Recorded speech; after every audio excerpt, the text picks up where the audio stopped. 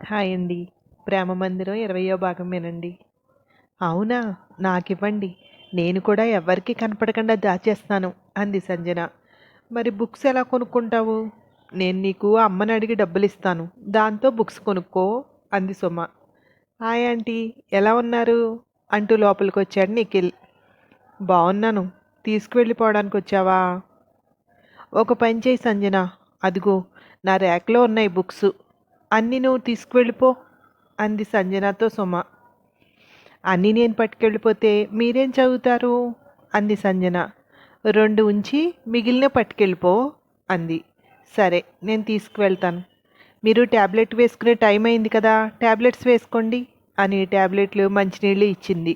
వేసుకుని సరే నేను పడుకుంటాను అంది సుమ.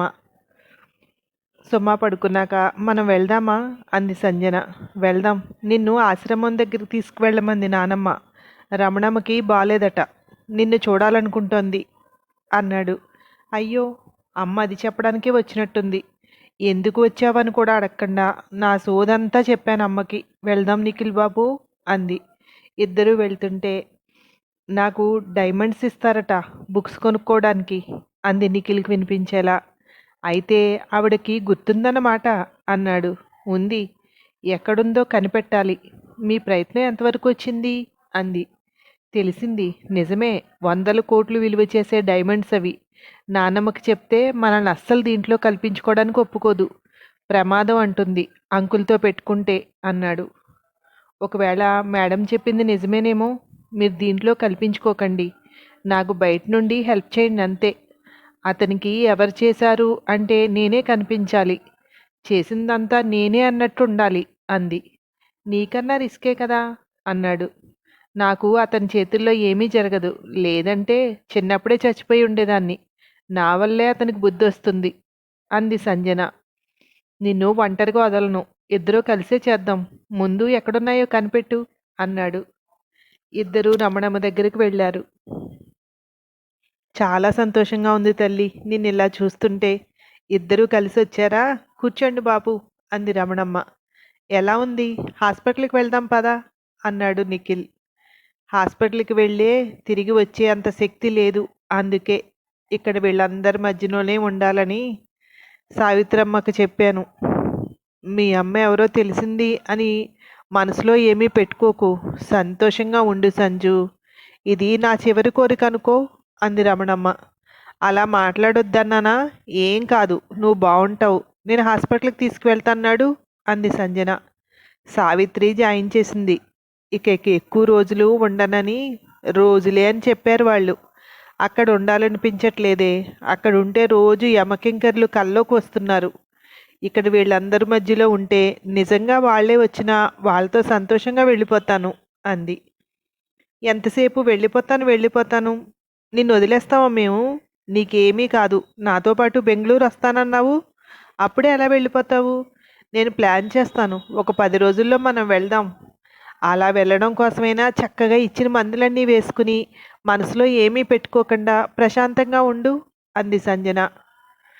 అక్కడ కొద్దిసేపు కూర్చుని బయలుదేరి కంపెనీకి వెళ్ళిపోయారు ఇద్దరు. తన పని తను చేసుకుంటుంది, కానీ ఆలోచన అంతా అక్కడే ఉంది. ఎక్కడ పెట్టి ఉంటారు? ఆవిడ మాటల మధ్య దేని గురించైనా చెప్పారా అంటూ ఆలోచించుకుంటుంది. వాళ్ళకు దొరకలేదు అంటే ఆవిడున్న ప్లేస్లో ఎక్కడా లేదు. ఏ ప్లేస్లో దాచి ఉంటారు? ఖచ్చితంగా ఆ ఇంట్లోనే ఉండి ఉంటాయి. ఇన్నాళ్ళుగా ఎవరికీ కనపడకుండా ఉన్నాయి అంటే అసాధ్యమే. ఇల్లు క్లీనింగ్ చేసేటప్పుడు ఎప్పుడో అప్పుడు ఎవరో ఒకరు చూసేవారు కదా. మరి ఎక్కడ దాచి ఉంటారు? బ్యాంక్ లాకర్లో పెట్టరు, అందరికీ తెలుస్తుందని. అలా ఆలోచిస్తూనే ఉంది సంజన. ఆ రోజు రాత్రి పడుకుని ఆలోచిస్తోంది. మొదటి నుండి అంతా గుర్తు తెచ్చుకుంటూ బస్సులో వస్తున్నప్పుడు విష్ణుగారితో మాట్లాడుతూ, వాడు చాలా మంచివాడు, డబ్బు మీద పిచ్చితో అలా అయిపోయాడు అంటే ఎవరో చెప్పమన్నారు. మన ఇంట్లో నన్ను అందంగా చూపించేది ఏంటి అన్నారు. ఆ రూమ్లో ఒక పెద్ద అద్దం ఉంది. బహుశా అక్కడ పెట్టారా? ఖచ్చితంగా అదే అయ్యి ఉంటుంది. వెళ్ళి చూడాలి. ఎలా? ఈ టైంకి వెళ్తామంటే బాగోదు. పైకి లేచి కూర్చుంది. ఇప్పుడైతే ఆవిడ నిద్రపోతూ ఉంటారు. ఈజీగా వెతకొచ్చు. ఎవరైనా వచ్చి చూస్తారని భయం కూడా ఉండదు. వెంటనే నిఖిల్ దగ్గరికి వెళ్ళి, నిఖిల్ బాబు, డైమండ్స్ ఎక్కడున్నాయో నాకు ఒక ఐడియా వచ్చింది. ఆవిడ మొన్న మాట్లాడుతూ నన్ను అందంగా చూపించేది ఏది అన్నారు. బహుశా ఆమె అద్దం లోపల ఏమైనా పెట్టుండొచ్చు అంది. ఇప్పుడైతే ఈజీగా వెతకొచ్చు, వెళ్దాం అన్నాడు నిఖిల్. ఇప్పుడు వెళ్దామంటే మేడం ఏమంటారో, అప్పుడు మొత్తం కథ చెప్పాలి అంది సంజన. నేను ఒక ఐడియా చెప్పనా? నీకు కల వచ్చింది. ఆ కలలో మీ అమ్మ ఏదో బాధపడుతున్నట్టు అనిపించింది. నీకు అర్జెంటుగా చూడాలనిపిస్తోంది. ఇదే కంటిన్యూ చెయ్యి, నానమ్మ కనపడితే అన్నాడు. అప్పుడే పడుకోవడానికి సిద్ధమవుతోంది రమావతి.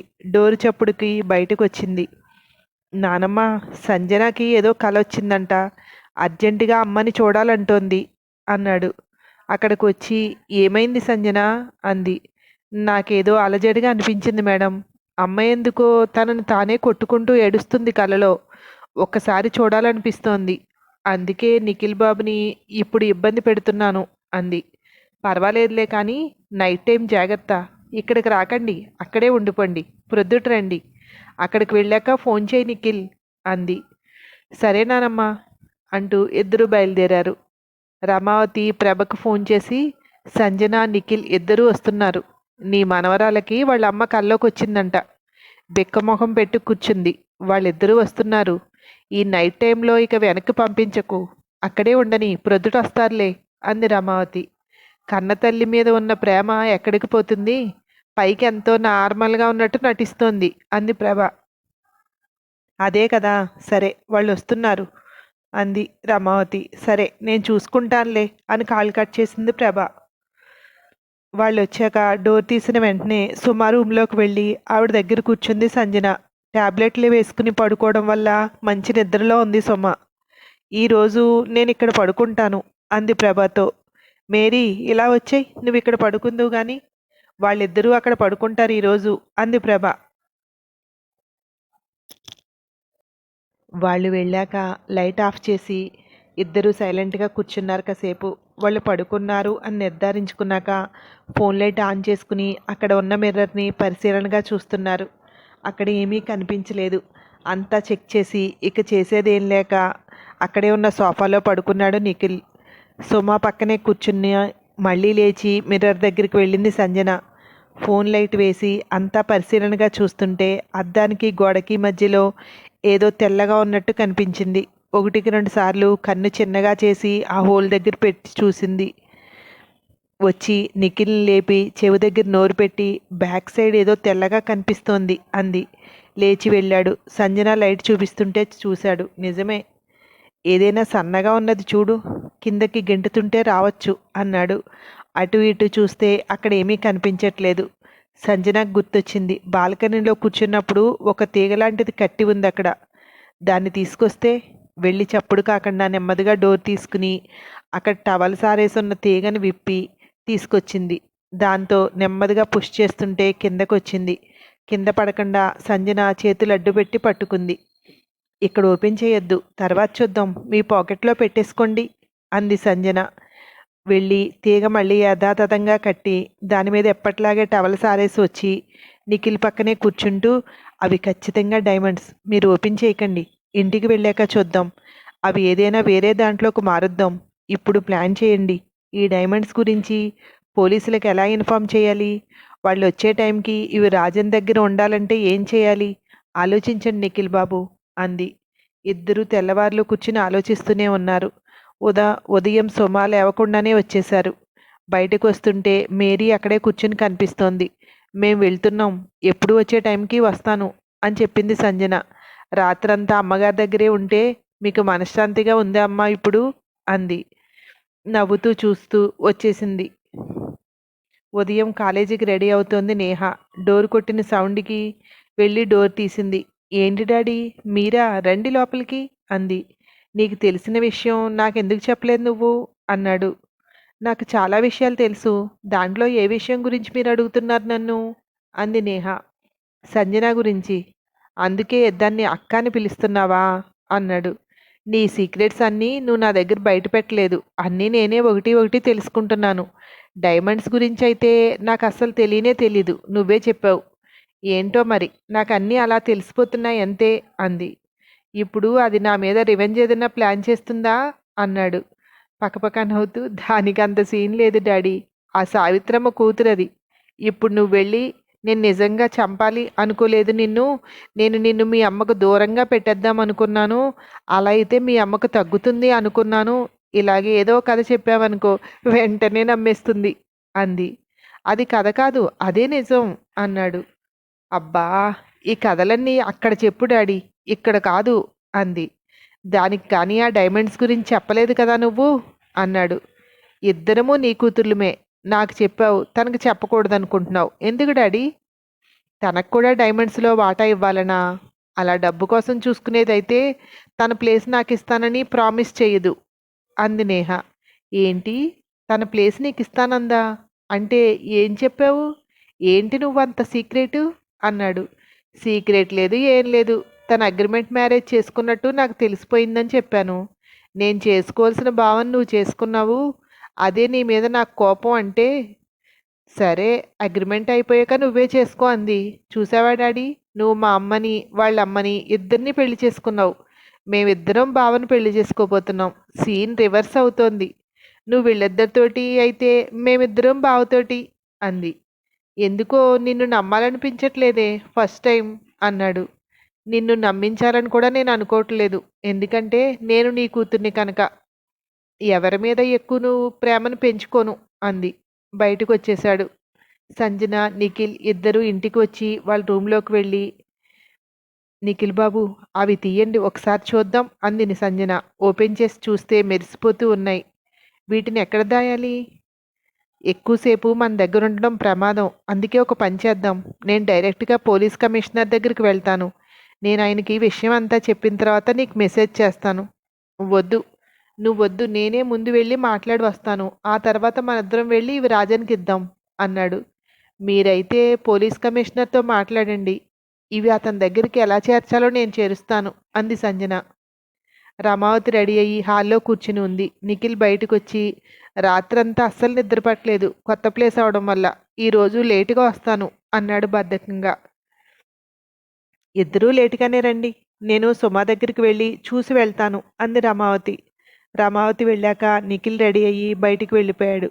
సంజన రెడీ అయ్యి వచ్చి హాల్లో కూర్చుంది. ఇవి రాజన్ దగ్గరికి ఎలా చేర్చాలి అని ఆలోచిస్తోంది.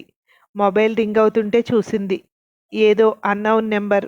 హలో అనే లోపే, నేను రాజన్. నీకు విషయం అంతా తెలుసని నాకు తెలుసు. ఇప్పుడు నువ్వు రచ్చ చెయ్యాలని, నా మీద రివెంజ్ తీర్చుకోవాలని ప్రయత్నిస్తే మీ అమ్మ రహస్యం ఒకటి నా దగ్గర ఉంది. అది కానీ పోలీసుల ముందు పెట్టానంటే తీసుకువెళ్ళి జైల్లో పడేస్తారు అన్నాడు. అవునా? మరి ఈ విషయం నాతో ఎందుకు చెప్తున్నావు? నన్ను కని అలా వదిలేసింది. నాకు ఆవిడ మీద ప్రేమేం లేదు. ఆవిడ కోసం మళ్ళీ నీ మీద రివెంజ్. మీ ఇద్దరికీ అంత సీన్ లేదులే. నీ పని చూసుకో అంది సంజన. ఆ మాటలు ఎక్స్పెక్ట్ చేయలేదు రాజన్. ఏం చేయాలి అని ఆలోచిస్తున్నాడు. ఓకే, అయితే నీకు మీ అమ్మ మీద ప్రేమ లేదు అంటావు. సరే, నీ హస్బెండ్ మీద ప్రేమ ఉంటుంది కదా, అదే నా మేనల్లుడు. అల్లుడు కాబోయి తప్పించుకుని నీకు మొగుడయ్యాడు. మీ ఇద్దరు రహస్యాలన్నీ నాకు తెలుసులే. ఇప్పుడు ఈ రహస్యాన్ని నేను మా అత్తయ్యకి చెప్పబోతున్నాను అన్నాడు. నేను సాఫ్ట్గా మాట్లాడుతుంటే ఏంటి నీ బాధ? ఒకసారి కక్ష తీర్చుకోవాలని ప్రయత్నిస్తే మీ అమ్మని జైల్లో పెడతాను అంటావు. ఇప్పుడేమో అగ్రిమెంట్ మ్యారేజ్ విషయం మేడంతో చెప్తాను అంటున్నావు. ఇప్పుడు నేను ఏం చేయాలి? అయ్య బాబోయ్, చెప్తావా? ఇప్పుడు నేనేం చేయాలి అని అడగాల? సరే, అలాగే అడిగాననుకో, చెప్పు అంది. కనపడవు కానీ నా కూతుర్ని మించిన పొగరుంది నీకు. నేను మీ అమ్మతో మాట్లాడాలి అనుకుంటున్నాను. ఆ ఏర్పాట్లు నువ్వే చెయ్యాలి అన్నాడు. సరే, ఇంతలా అడుగుతున్నావు కనుక ఓకే. నాకు ఉంది, మీ ఇద్దరూ కలిస్తే ఎలా మాట్లాడుకుంటారో చూడాలని. ఈ పని చేసి పెడితే నాకు బెనిఫిట్ ఏంటి అంది సంజన. నువ్వు నా కూతురులాగా తయారయ్యావు. ప్రతిదానికి బెనిఫిట్ కావాలా అన్నాడు. మ్యాన్యుఫ్యాక్చర్ డిఫెక్ట్. మేమేం చేయలేం. చెప్పు, నాకేంటి లాభం అంది సంజన. ఈ ప్రపంచానికి నిన్ను నా కూతురిగా పరిచయం చేస్తాను అన్నాడు రాజన్. వద్దు మహాప్రభో, నువ్వు ఏమీ వద్దు, నీ బెనిఫిట్స్ వద్దు. చూపించకపోయినా పర్లేదు కానీ ఆ పని మాత్రం చెయ్యకు. నీ కూతురుగా అస్సలు బతకాలనుకోవట్లేదు నేను. నాకు ఆశ్రమంలో పెరిగిన సంజనగానే అందరికీ చెప్పుకోవడం ఇష్టం. ఆ దేవుడికి కూడా అదే అనిపించిందేమో. నీ కూతురుగా ఉంటూ నీ పాపాల్లో భాగం పంచుకోవడం కంటే ఆశ్రమంలో పెరగడమే మంచిది అని. అందుకే నన్ను అక్కడికి చేర్చాడు అంది. సరే, ఏం కావాలో నువ్వే అడుగు. ఆశ్రమంలో పెరిగావు అన్నమాటే కానీ నీకు లోటేముందిప్పుడు? తంతే బూర్లు బుట్టలో పడ్డట్టు పడ్డావు. నువ్వే నాకు డబ్బులు ఇచ్చే లెవెల్లో ఉన్నావు ఇప్పుడు నువ్వు అన్నాడు. ఇప్పుడు కాదు, ముందు మీ ఇద్దరూ మాట్లాడుకోండి, ఆ తర్వాత అడుగుతాను. అడిగాక కాదనకూడదు. నువ్వు ఇవ్వలేనంత పెద్దదేం కాదులే. నా సంతోషం కోసం నువ్వేం చెయ్యాలో చెప్తాను, అది చెయ్యి చాలు అంది. మాటిచ్చాక తప్పడి రాజన్. ఓకే, ఎప్పుడు రావాలి? ఎలా తీసుకువెళ్తావు లోపలికి? తనని బయటికి తీసుకురావడానికి వీలవుతుందా అన్నాడు.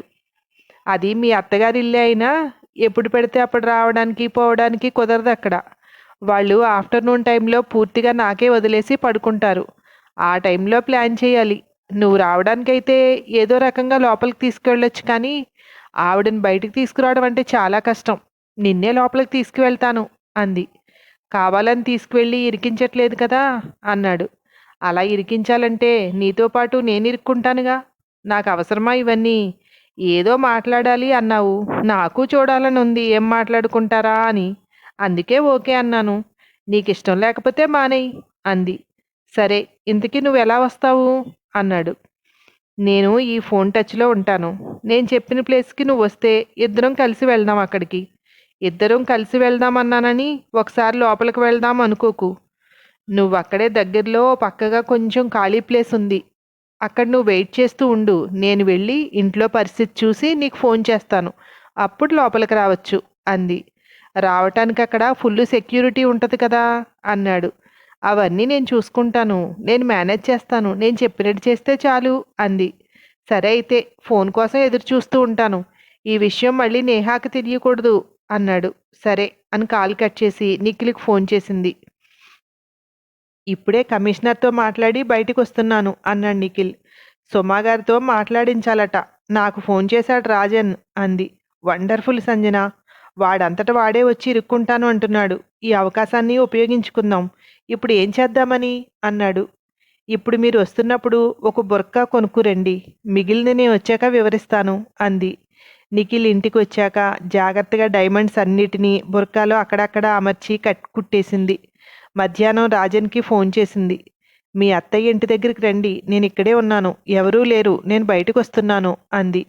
ఇక వస్తాడు అనుకున్న టైంకి బుర్కా ఒక చిన్న బ్యాగ్లో పెట్టుకుని వెళ్ళి అక్కడ నిలబడింది. రాజన్ కారు ఆగిన వెంటనే దాంట్లోకి ఎక్కేసింది. హాయ్, ఏంటి బ్యాగు అన్నాడు. మీకు బుర్కా తెచ్చాను, ఇది వేసుకోండి చెప్తాను ముందు. కారు పక్కగా ఆపి వేసుకున్నాడు. ఆ ఇంటి పక్కన ఒక రోడ్డు ఉంది, అక్కడ ఆపండి. నేను ముందు ఇంట్లోకి వెళ్తాను. నేను వెళ్ళాక మీకు ఫోన్ చేస్తాను. మీరు వచ్చేసరికి నేను గేట్ దగ్గర ఉంటాను. మనిద్దరం లోపలికి వెళ్దాం. నేను మిమ్మల్ని నా ఫ్రెండ్ సలీమా అని చెప్తాను అంది. ఓకే, మంచి ఐడియా అన్నాడు. అక్కడ దిగి మీరు వెయిట్ చేస్తూ ఉండండి, నేను లోపలికి వెళ్ళిన వెంటనే ఫోన్ చేస్తాను అని చెప్పి వెళ్ళింది సంజన.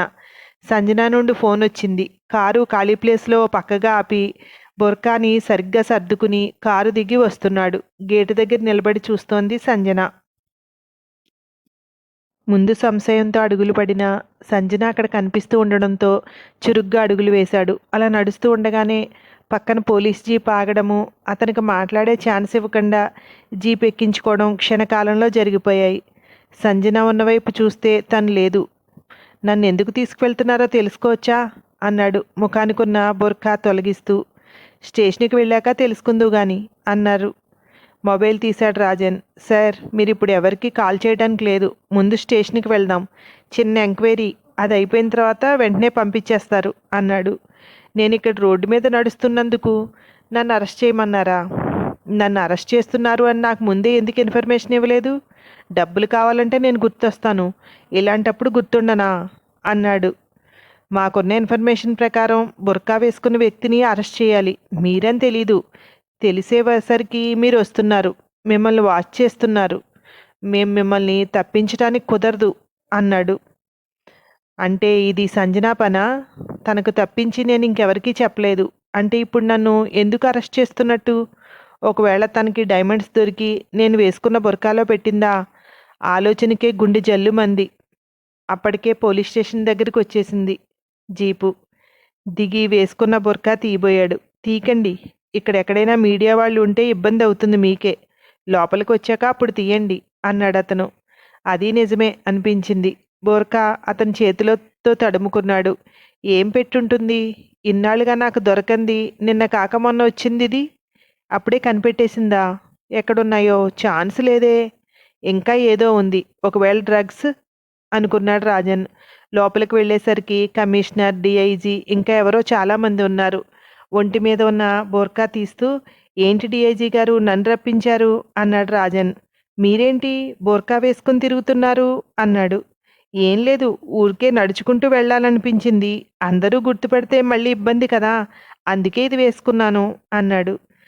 అది తీసుకోండి అన్నాడు డిఐజీ. కమిషనర్ గారు అసలు ఏమైందో చెప్పండి. డిఐజీ గారికి తెలుసు నేనేంటో. మీకు ఏదైనా కావాలంటే అడగండి. ఎందుకు ఇదంతా అన్నాడు రాజన్. మిమ్మల్ని అరెస్ట్ చేస్తున్నాము అన్నాడు. దేనికి? బుర్కా వేసుకుని ఆ రోడ్లో నడవకూడదా అన్నాడు రాజన్. మీరు వేసుకున్న దాంట్లో డైమండ్స్ ఉన్నాయి అన్నాడు కమిషనర్. ఇది నాది కాదు, నేను మా లాయర్ గారితో మాట్లాడాలి అన్నాడు. మీకు అర్థమవుతోందా? ఇప్పుడు మీరు ఎవరితో మాట్లాడలేరు. అన్నీ తెలిసిన మీరే ఇలా మాట్లాడితే ఎలా? నడవండి అన్నాడు. ఇది నాది కాదు, ఒక అమ్మాయి ఇది ఇచ్చి వేసుకోమంది. తన దగ్గర నా రహస్యాలు ఏవో ఉన్నాయని, నేను అలా నడుచుకుంటూ వస్తే తను ఎక్కడికి రావాలో చెప్తానని చెప్పింది. ఏంటో తెలుసుకుందామని వెళ్తున్నాను, మీరు అరెస్ట్ చేశారు అన్నాడు. ఈ డైమండ్స్ పోయేటప్పటికి అమ్మాయి అంటున్నారు, తను పుట్టి ఉండదు. మా ముందు ఈ కేసుని ఇన్వెస్టిగేషన్ చేసిన వాళ్ళకి మీ మీద అనుమానం ఉంది కానీ రుజువు చేయలేకపోయారు. అది ఇప్పుడు నిజమని తెలిసింది అన్నాడు. బుర్కా పైన చిప్స్ మెరుస్తున్నాయి. ప్రతి చిప్స్ వెనుక ఒక డైమండ్ కుట్టి ఉంది. కుట్లు విప్పి దాంట్లో ఉన్న డైమండ్స్ అన్నీ కలెక్ట్ చేసి రాజన్ని మీడియా ముందు ప్రవేశపెట్టారు. ఇదంతా అయ్యేసరికి ఈవినింగ్ అయింది. ఆ డైమండ్స్ దొంగిలించిన వాళ్లలో ఇతను కూడా ఉన్నాడు. మిగిలిన వాళ్ళని చంపేసి ఇన్నాళ్లుగా వీటిని తన దగ్గరే ఉంచుకున్నాడు. వీటిని అమ్మడానికి ప్రయత్నిస్తూ పట్టుబడ్డాడు అని మీడియా కథనాలు ప్రసారం చేస్తోంది. కోర్టుకు తీసుకువెళ్ళి సబ్మిట్ చేశారు. మీడియా అంతా హోరెత్తిస్తోంది. ఇన్ని సంవత్సరాలుగా దొరకని వ్యక్తి ఈరోజు దొరకడం ఏంటి? నాటకీయంగా ఎవరైనా కావాలని ఆయన నిరికించారా? సాధారణంగా కనిపిస్తూ మన మధ్య తిరుగుతున్న వ్యక్తి హంతకుడా? నిజమెంత? అవన్నీ చూస్తూ నిఖిల్ని పిలిచింది రమావతి. ఇది నీ ప్లానే కదా అంది. నీకెందుకు వచ్చిందా అనుమానం అన్నాడు నిఖిల్. ఎందుకంటే సుమా దగ్గర ఉండాల్సిన డైమండ్స్ రాజన్ వేసుకున్న బొర్కాలో ఉంటేను అంది. అవును, ఇది సంజన పని. నేనే తనకు సపోర్ట్ చేశాను అన్నాడు. సారీ మేడం, మీకు చెప్పకుండా చేసినందుకు అంది సంజన అక్కడికొచ్చి. మీరిద్దరూ ఏమనుకుంటున్నారు? ఏదైనా ఆటలా ఉందా మీకు ఇది? ఇప్పుడు వాడిని అరెస్ట్ చేయించినందుకు ఇక్కడ జగపతి ఊరికే ఊరుకుంటాడు అనుకుంటున్నారా? సంజన కంటే తెలీదు, నీకు తెలుసు కదా అంది రమావతి. ఏమైనా పర్లేదు నానమ్మ, ఒక దోషిని సమాజం ముందు నిలబెట్టాం. డైరెక్ట్గా అతని దగ్గరే దొరకడం వల్ల తప్పించుకునే ఛాన్స్ లేదు అన్నాడు నిఖిల్. అతను తప్పించుకోలేడు. ఇక్కడ జగపతి ఖాళీగా కూర్చోడు అంటున్నాను నేను. నువ్వు అసలు బయటికి వెళ్ళొద్దు. ఇప్పుడు నీ ప్రాణానికి ప్రమాదం తెలుసా? ఏ పని చేసినా నాకు చెప్పమని చెప్పాను. నాకంటే నీకు సంజన ఎక్కువ అంది. ఇక్కడ ఎక్కువ తక్కువ తూకం వేయలేము నానమ్మ. తను నా భార్య, నేను తనకు సపోర్ట్గా ఉండాలి అన్నాడు. ఇది ఎన్ని సంవత్సరాలు? ఆల్రెడీ సంవత్సరం అయిపోతుంది కదా. ఇక 3 సంవత్సరాలు. ఆ తర్వాత ఎవరుంటారు తనకు సపోర్టు అంది రమావతి. నీకు ఈ విషయం తెలుసా అన్నాడు. నాకే కాదు, మొత్తం అందరికీ తెలుసు. అందరికీ తెలిసిన తర్వాతే నాకు తెలిసింది.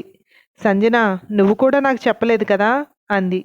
మేడం, మీ దగ్గర సంతకం పెట్టిన విషయం నేను నిఖిల్ బాబుకి చెప్పలేదు.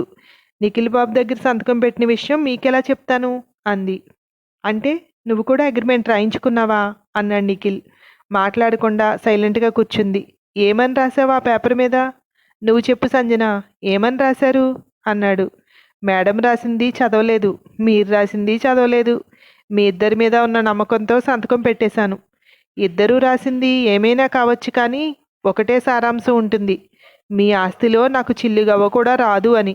నాకు ఆ విషయం తెలుసు, అందుకే మాట్లాడకుండా పెట్టాను. నేను ఈ పెళ్ళి మీ ఆస్తి కోసం చేసుకోలేదు. అది మీరిద్దరూ గుర్తించుకుంటే మంచిది అంటూ లోపలికి వెళ్ళిపోయింది సంజన. నానమ్మ చెప్పు, నేనైతే 4 సంవత్సరాల తర్వాత విడిపోవాలి అని చేయించుకున్నాను. నువ్వేం రాశావు అన్నాడు. ఆ తర్వాత ఏమైందో మరో భాగంలో విందిరు కానీ. Thank you.